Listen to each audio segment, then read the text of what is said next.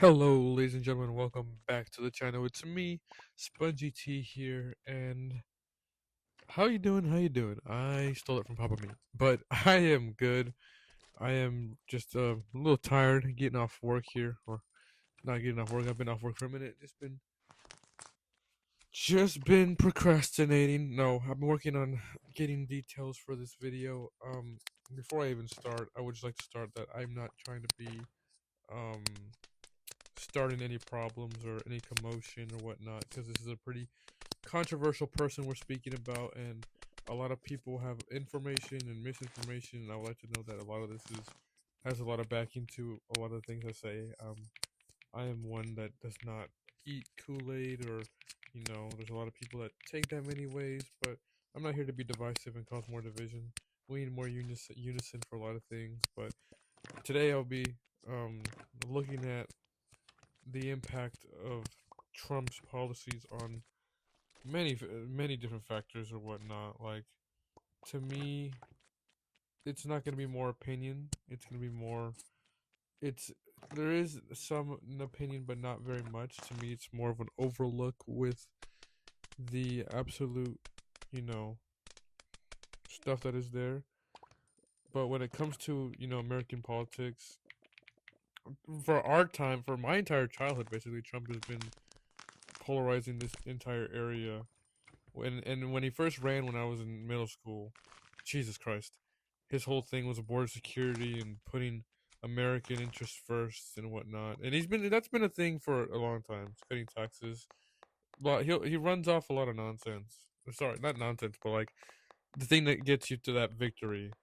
But many of his policies have definitely increased economic inequality, strained democratic situations, and negatively affected immigrants, migrants, LGBTQ Americans, and lower income families. So, what I want to get with this video, it's not telling you, I'm not trying to tell you what to believe, because I feel like a lot of people misunderstand that. This is just a propaganda video, or I'm reading too much propaganda, or what. No, this is a more informative. You don't have to listen to me. You can just always click off a video, or if you're interested or whatnot. But that's just the the the heads up on what I want to let you know.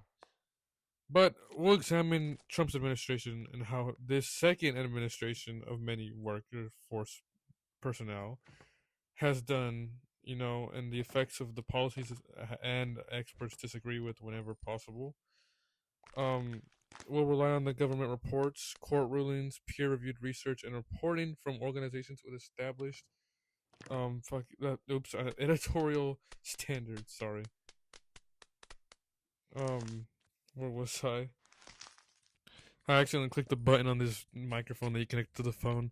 But anyway, let's start this off with Trump's economy and the working class Americans. We'll just that'll be our first little speaking. But one of Trump's most well-known campaign promises, he really campaigned on this, was the American economy. During the both campaigns, he argued that reducing taxes and cutting regulations, encouraging domestic manufacturing would create jobs and increase prosperity, increase it would help all around or whatnot. And a lot of supporters pointed to periods of strong economic growth. But historically, obviously, the low unemployment before the COVID-19 impact. Don't forget that is a true thing in Trump's first term, and business-friendly policies that they believe encourage investment. Sorry, I might have said that wrong. However, but a lot of economists note that the impact of presidential policies is mixed and can take years to fully appear, which we have seen that is true. That is a true statement there. But one of the huge major criticisms has focused on his tax policy, which was the one he did in 2017. I think it was like the Jobs Act, and it reduced the corporate tax from 35 to 21 the percent and lowered taxes for many individuals, according to analysis by the Congressional Budget Office and independent organizations such as taxpayer, the Tax Policy Center. Many households receive tax reductions, but higher income households generally receive larger dollar benefits because they paid more in taxes to begin with. Supporters argue that these cuts stimulated investments and hiring, while critics argue they increased the federal deficit and disproportionately benefited corporations and wealthier Americans, which is true. It didn't do much for the lower class at all. And for the more recent now, in these last 2 years, is economists have focused on his tariffs. Tariffs are taxes placed on imported goods, And Trump's administration has argued that tariffs encourage companies to manufacture products in the country and make it here. And this whole thing is to make the products here instead of, any other foreign country. Even though the United States um, dependence on foreign competitors is one of the big ones is China, but they depend, or we all depend on foreign manufacturers. We all work together, like we all work together. Like a lot of other places get things from here, vice versa. It all works like that, but a lot of our strong imports, items, foods come from foreign countries, and putting tariffs just makes increased prices and makes things more expensive for companies and the consumers. Obvious, the obvious factor. But the tariffs are often they are paid by American importers, which again, the big argument was is that it makes things cheaper and that we'd get our money back with that whole thing he said was, oh, we'd tariff money we'd make so much revenue that it'd bring in the revenue to back to the American people. Like I remember when he was saying all that. This is including research from Peterson Institute for International Economics by reporting by Reuters, have found that many tariff-related costs were ultimately passed on to higher prices. See, there's that evidence for that. Is that, I mean, you can even look around yourself, even with the ongoing, conflict or war. That's a war. I shouldn't even say conflict, war. I was saying conflict, but a lot of people use conflict for, they use that word a lot without, having the right terminology. And but anyway, before I get, I go off on a tangent on a bunch of things. But with the war, with the Strait of Hormuz being closed, gas prices are getting better, but they're still hiking. But anyway, back to it. Raising prices for families already struggling with housing costs, grocery, childcare, healthcare, and even modest increases in prices can have a meaningful impact on monthly budgets because everything goes back up. Groceries get more expensive, and if you have children, then you have all that on top of, it's a whole thing. But supporters argue that protecting American industries from unfair foreign competition helps preserve manufacturing jobs over the long term, which is they both arguments have supporting evidence, right? And economists are still continually debating on the balance between the short-term consumer cost and the long-term strategy they got for the industrial strategy. Sorry, I don't know what my brain was thinking, but it illustrates an important point throughout the documentary. Sorry, I don't know why I said the documentary. So the document, many policies involve trade-offs. A policy that benefits one group may create costs for another. But yeah, for me, I think it's just this, like, I don't know, just to keep that nice and short. But to me, I think it's mind-boggling that he's a hypocritical human being who says it should all be American made and has like a bunch of products, like his Trump store, and it's just everything is manufactured here. Even with the Trump phone, was supposed to be made in the USA and homegrown, this and that, and that's not even made here. It's made in, I think it's a Chinese manufacturer, just with Trump's labeling or some goofy, dumb nonsense. But that's where I'll leave it there.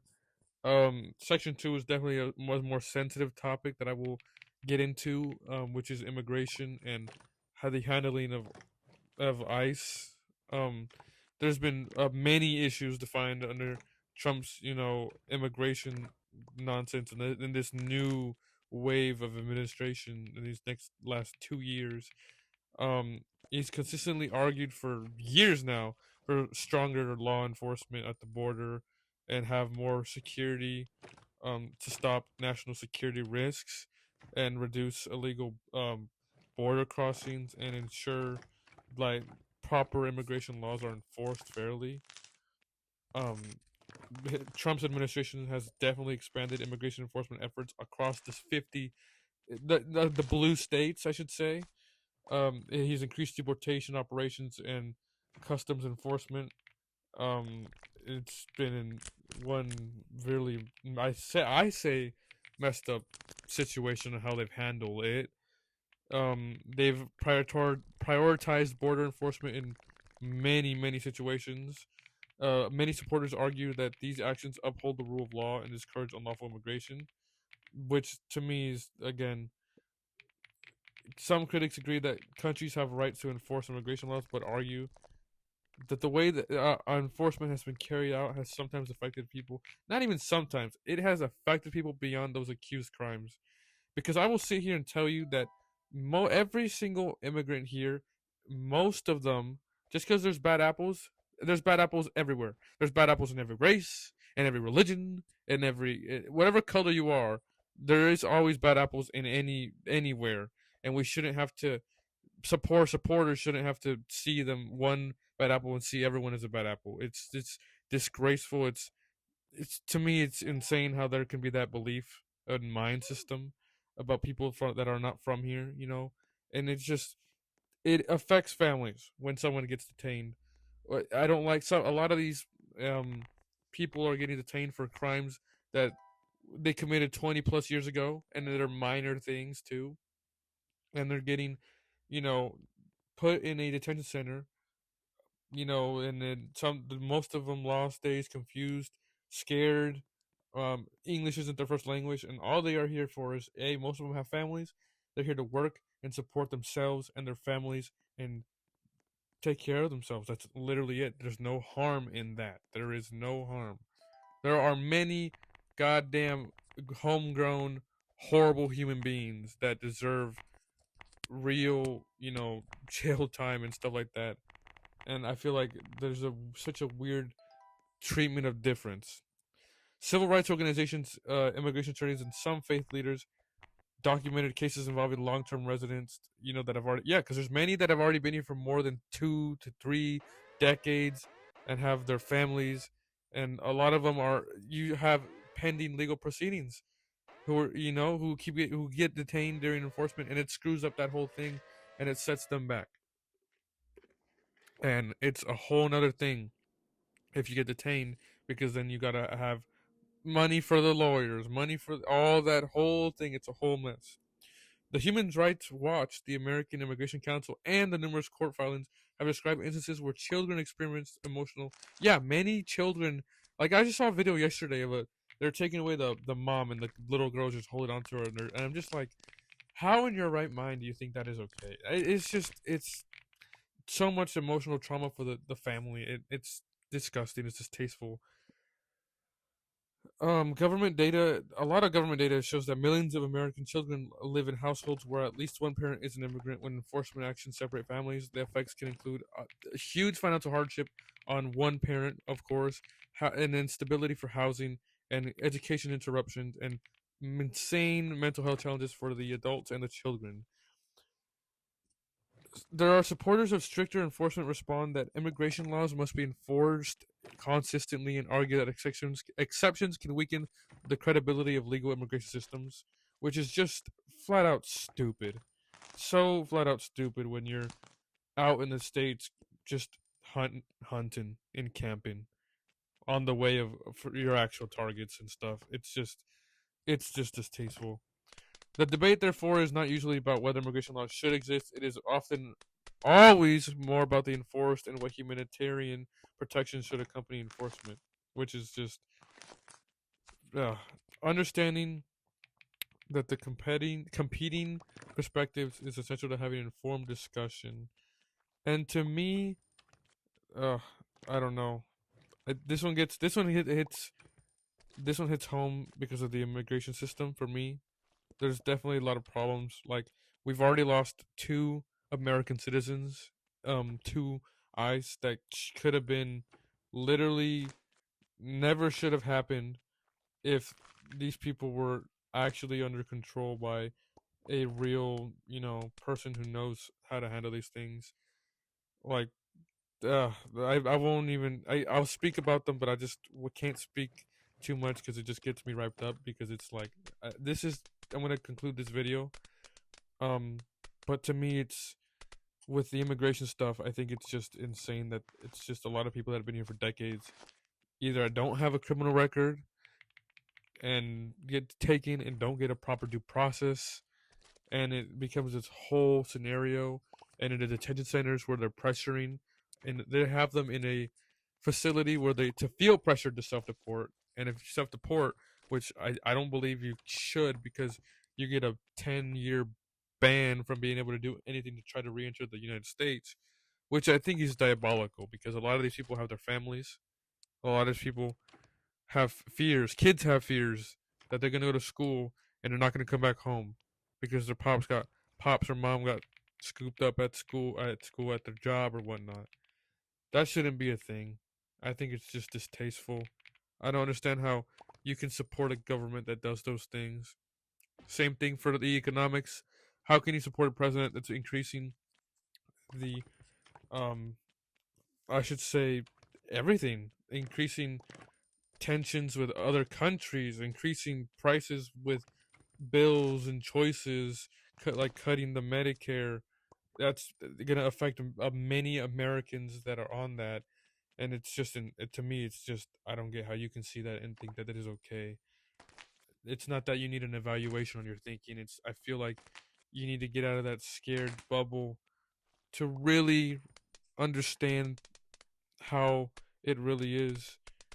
I think it's scary, you know?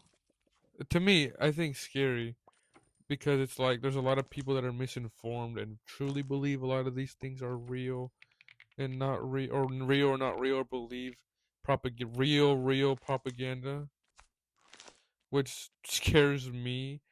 Like, I always see an argument about CNN and CBS, and it's like Trump goes on these tangents about fake news and things he doesn't like, and I feel like you should just take that as an example, because just because if 7 sources are stating with evidence stating things about the grass is green and one is saying no, the grass is not green, and then you go look for it yourself and it's green, I think there needs to be an evaluation. People do have their own sides, people have their own beliefs, but at the end of the day, you got to know what's right versus wrong. That is always such an important factor, important thing, is that right versus wrong. There is right versus wrong in all these scenarios. A Roe v. Wade should have never been overturned. That is a wrong thing, and everyone knows why.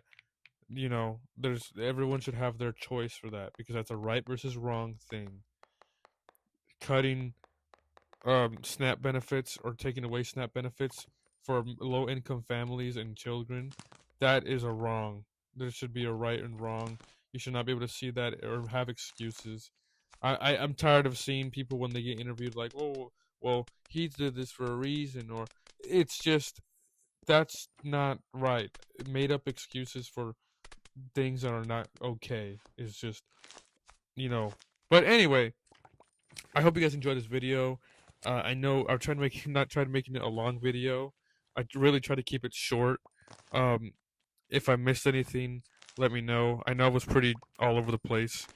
Because again, my brain just comes out of my brain, and I have to riff a bit. Um, if you guys enjoyed, make sure to leave a like, subscribe. Let me know what you guys think. Would love to hear your guys' views, because I just spoke about his economics and immigration stuff. If you guys would like to hear more from anyone else, any other politicians, any other branches of government I should break down or speak about and inform on or whatnot, let me know. But so yeah, I hope you guys have a wonderful day, night, morning, whenever you listen to this, and I hope everyone is having a great life. I should say. Hopefully everyone is good, and I'll see you guys on the next one. Peace.